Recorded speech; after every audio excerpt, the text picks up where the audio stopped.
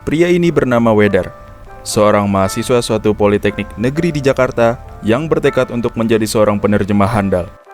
Ya, walaupun sebenarnya ingin jadi juru bahasa sih, tapi orang-orang bilangnya penerjemah. Terserah mereka aja lah. Wedar bingung, di mana ia harus mencari informasi mengenai tempat yang cocok untuk mencari tahu lebih lanjut mengenai penjuru bahasa. Ia kemudian berjalan pulang memakai sepatunya dengan kebingungan yang terus menghantui kepalanya.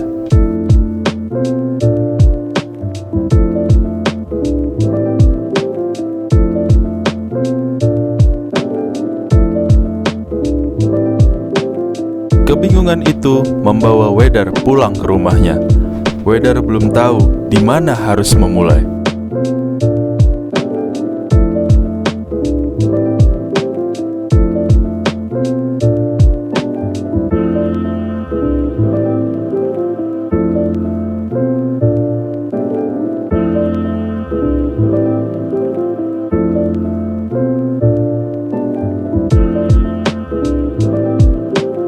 Ia kemudian melakukan pencarian lebih lanjut mengenai penjuru bahasaan, meskipun ia tetap bingung. Selain mencari informasi dari internet, Wedar juga bertanya kepada temannya. Tempat ini bernama Pusat Penguatan dan Pemberdayaan Bahasa atau yang biasa disebut Pustanda. Tempat yang disarankan oleh teman Wedar untuk mencari informasi mengenai penjuru bahasaan lebih lanjut.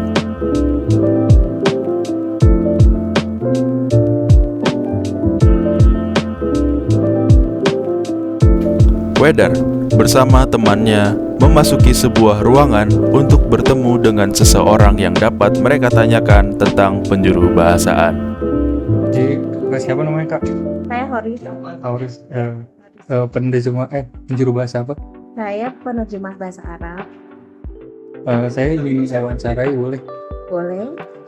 Pertama, bagaimana kakak memastikan keakuratan dalam menjurubahasakan istilah teknis atau istilah khusus? Jujur saya sendiri itu kalau penjurubahasaan dalam hal penjurubahasaan tidak terlalu mengenalkan.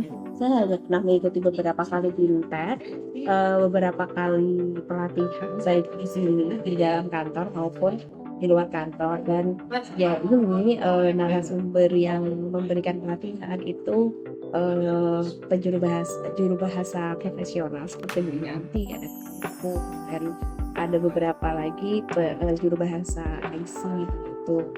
Kalau untuk pengalaman menjuru bahasakan secara langsung dalam forum-forum internasional itu saya jujur belum pernah, karena saya lebih fokus di penerjemahan tulis gitu.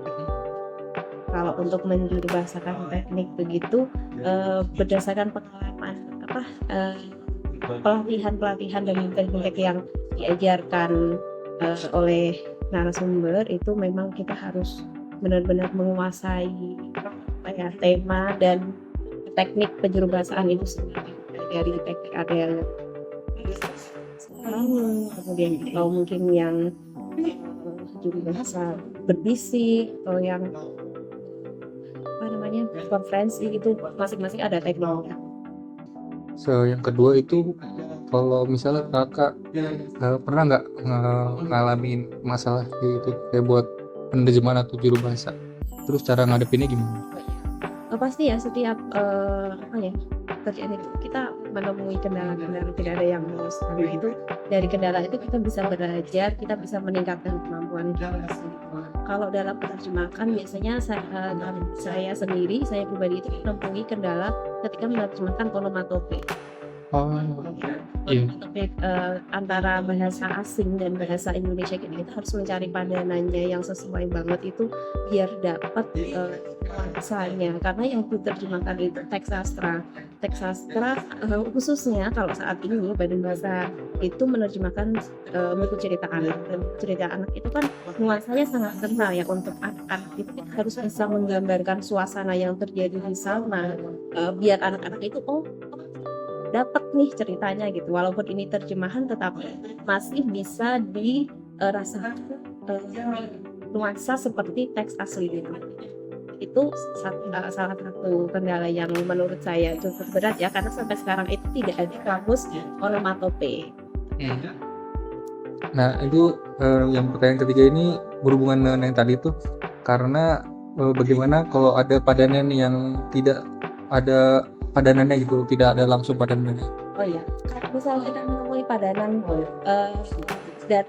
dari bahasa asing, dari bahasa sumber ke bahasa Indonesia, kita ada beberapa cara ya. Mungkin bisa dengan mencari, menggambarkan atau mendeskripsikan dengan kata-kata yang sesuai. Misal dengan satu kalimat yang menggambarkan agar itu bisa sepadan. Atau mungkin dengan mencari alternatif lain, mungkin dengan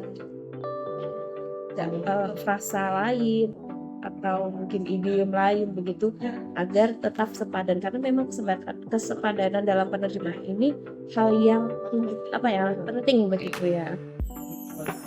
Memang kita harus banyak-banyak belajar, lagi-lagi berlatih, belajar, lalu membaca, itu yang penting ya. Karena menerjemahkan itu tidak hanya kemampuan dalam mengalihkan pesan saja, tetapi kita juga harus bisa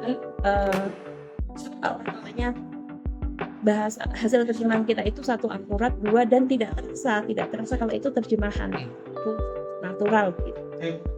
Pertanyaan selanjutnya itu, apakah kakak pernah mengalami culture shock ketika menerjemahkan di lingkungan baru gitu? Oh iya, saya pernah dulu dikirim ke Tunisia, juga ke Arab Saudi ya, ke Riyadh. Itu dua momen yang berbeda.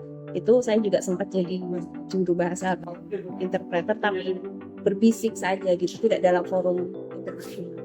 Itu juga saya culture shocknya adalah bahasa yang saya pelajari itu kan, kalau bahasa Arab itu ada bahasa khusus, saya itu bahasa resmi. Sedangkan ketika di sana itu menggunakan bahasa amiyah atau bahasa pasaran, mungkin kalau di sini kayak bahasa gaul gitu. Nah itu tuh saya harus secepat mungkin switch, menyesuaikan dengan bahasa yang di sana. Dan itu saya harus walaupun awalnya saya kaget, saya nggak begini, bahasanya berbeda dengan apa yang saya pelajari begitu, tapi lama-kelamaan ternyata masih berhubungan, ternyata akarnya dari akar kata ini lalu dikembangkan, dihubungkan, dan itu masuk begitu. Mungkin sekian pertanyaan saya, terima kasih Kak. Baik. Kesempatannya. Kemudian, Wedar meninggalkan ruang wawancara dengan rasa penasaran yang mulai memudar. Kemudian, ia memulai simulasi penjuru bahasaan dengan berbekal wawasan baru berupa wawasan kejut budaya, dan mulai berkolaborasi dengan teman sebayanya.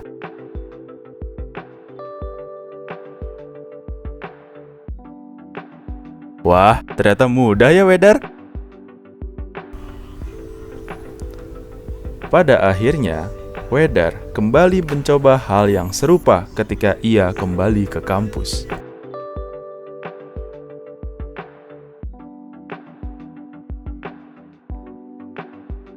Alhasil, Wedar mendapatkan nilai yang sempurna.